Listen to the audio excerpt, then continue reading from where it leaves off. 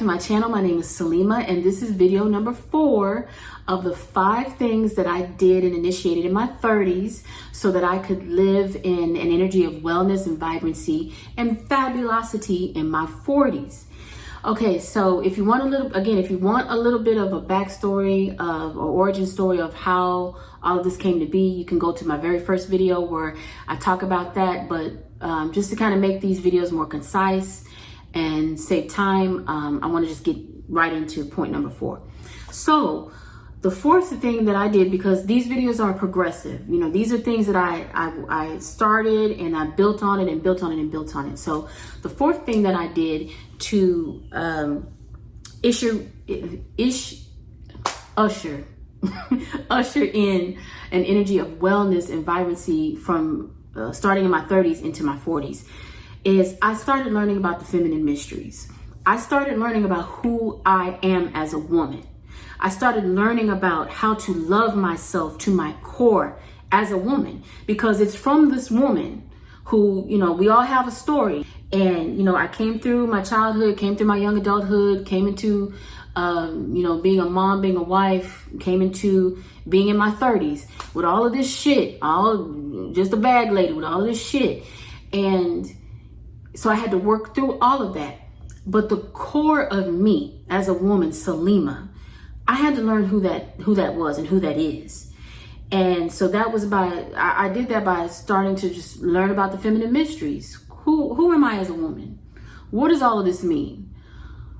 And part of that was, that's a very sacred time in my life. And I'm still in that time of my life, because that's what I learned about the feminine mysteries, that we are eternal. As a woman, I am eternal. I am eternal. I am magic embodied. I am magic walking. And so I had to learn to part of the previous video, which was letting go of negative narratives. I had to let go of the negative narrative surrounding my sense of sensuality and sexuality.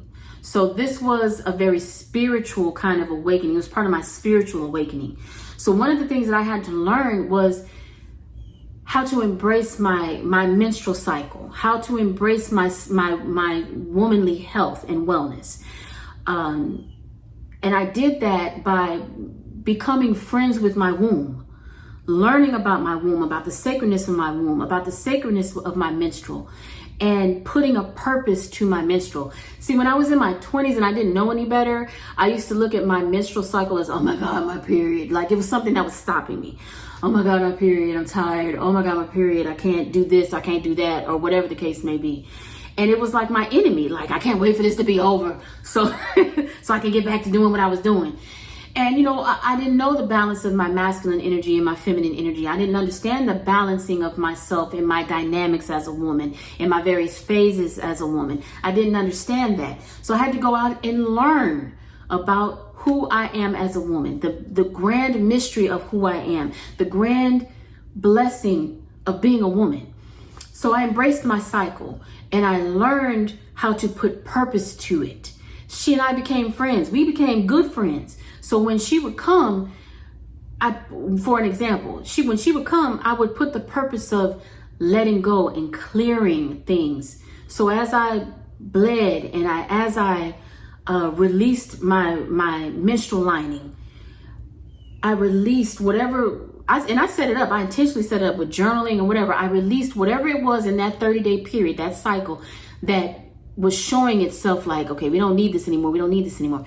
I would release it. So I would spend those 5 days and then 4 days or whatever, releasing, just letting go and releasing and being with myself and being with my emotions. And I became friends with my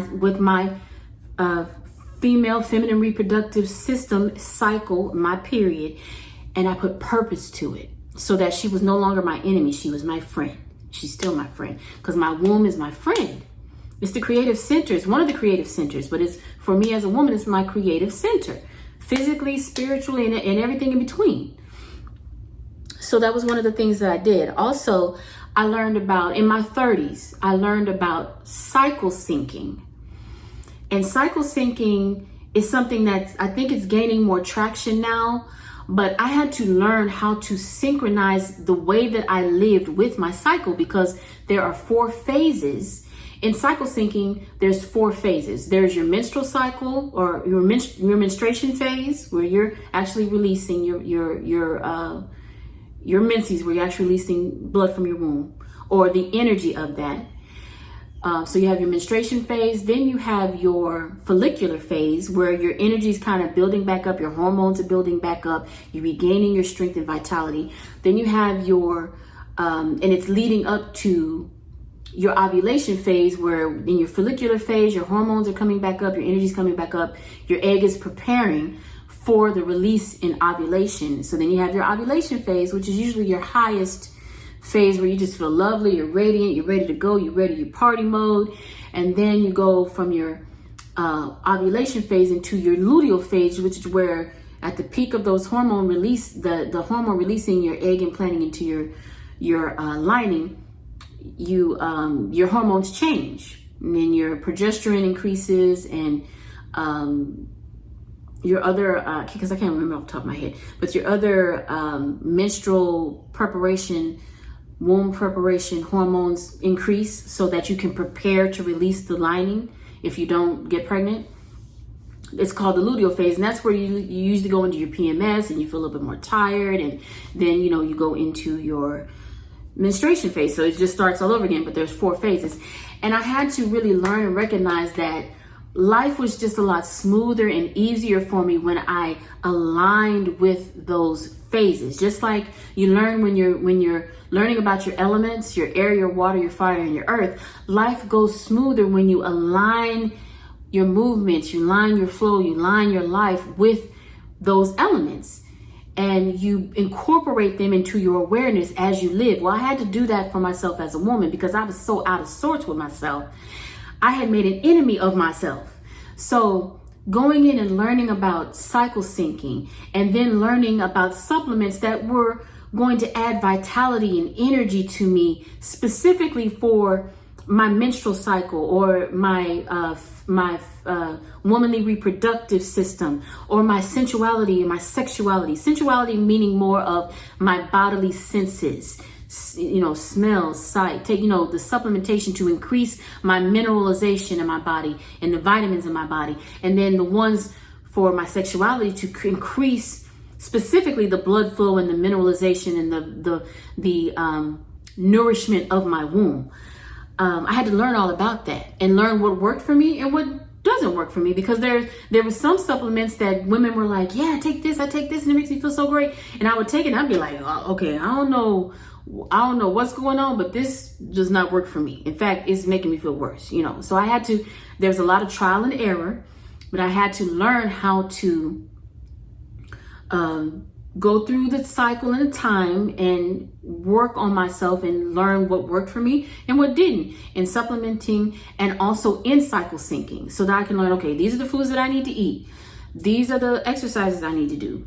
This is when in part of my other video, which was setting boundaries, when I go into this phase, this is the boundary that I'm not negotiating it, because I need it. One of the things I learned for myself was, if I did not rest enough during my menstruation phase, when I was actively bleeding, if I did not sit my ass down and rest, if I was working, if I didn't do this motherfucking bare minimum and rest, so I can at least get through my day, then when I came out of menstruation and went into follicular, I was not going to have any energy. So the more that I rested in my menstruation phase and cared for myself and just was with myself, the better and easier I recovered in the next following phase. I had to learn that. And then I had to learn how to set the boundary for that, so that when people would ask me, I'd be like, no. And if they were close to me, I'd be like, girl, listen, child, I'm on my cycle. It's going to be a hard no. It ain't going to be like, I'll let you know, or let me see what I can do. It's a hard no. I will not be attending because I just don't have it in me. But I had to learn that. Another thing is in learning about these feminine mysteries, and myself as a feminine, the mystery of my feminine, was exploring pleasure for the sake of pleasure. And when I say pleasure, I mean pleasure in all dynamics: physical, mental, emotional, spiritual pleasure, satisfaction, learning about it and experiencing it just for the sake of experiencing it. Because for me as a woman, that is something that really has truly nourished me. Just being in pleasure, just eating the cupcake, just smelling the roses. Like, for example, I have this is so pleasurable to me. This is one of my diffusers. And I saw this on Amazon, I think, or somewhere, I don't know. But it's like, you know how you have the diffuser rods? Well, these are the rods, but they're flowers. So the oil goes in and it absorbs into the flowers. So it's diffusing the oil just like the regular reeds would, but it's just beautiful to me. And this is just so beautiful and pleasing to me. See, pleasure is not just physical. It's not just sex. It's not just the physicality of things. It's not just the eating of things or the sensual nature. It's beauty. It's all of these things. This is so pleasurable to me. And I have this on my desk here. You know, I found y'all don't usually see these things because they're here on my desk. I'm sorry if I keep looking. The time is right there, so that my eye automatically dries there. But this is on my desk, and this is just so pleasurable to me. It just reminds me of the grace of me being a woman. How beautiful I am in this form, and I keep this on my desk. This is pleasurable to me. Everything that I have here in this video is pleasurable to me. But I had to learn, and I think y'all have seen this. This is just what I love. This reminds me, this is part of my air element. This represents my air element. I don't think I've never explained. Maybe I'll do a little video where I explain some of this stuff on my desk. This is in the intro for my videos like this. But this is just, I saw this during the Halloween season at TJ Maxx or at home or somewhere. And I was like, this is just so cool because it reminds me of the mystery of who I am. It reminds me of the air element. It reminds me of my love for Halloween, because I love Halloween. But, you know, it means something to me. It's meaningful to me. When I see it, it gives me pleasure. And so I had to learn, you know, coming out of sacrifice, coming out of being sacrificial, coming out of abandoning myself, coming out of just totally negating and neglecting myself, how to receive pleasure, because pleasure is received. Pleasure is received. How to receive it with gratitude to myself and gratitude for whoever is facilitating.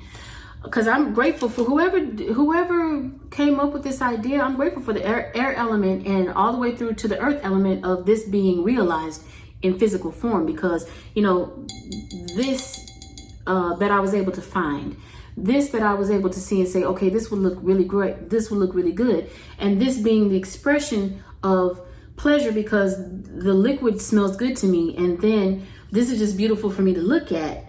That's pleasure. It's pleasurable, you know? But I have to be able to receive that and go above and beyond just you know, what I used to use, which was like the little, and ain't nothing wrong with it, but like the little gel ones that you kind of pull up and it's got the little gel in there that smells good. I had to upgrade myself to something that was beautiful in its function. You know what I'm saying? So that when I go into my environments are always pleasurable to see. I love this. This is a Thompson Fairy candle. I love it. It usually goes up here, but I was moving stuff around, so I put it right there, but it usually goes up here on my desk. I love all of this. This is so pleasurable for me to look at. And I had to learn how to receive that without apology.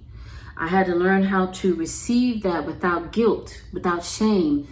I had to learn to receive and recalibrate my existence to say, no, I like things this way, and I have the right to anoint my space. Even if I'm sharing my space with someone, I have the right to anoint my space in the way that is pleasurable to me.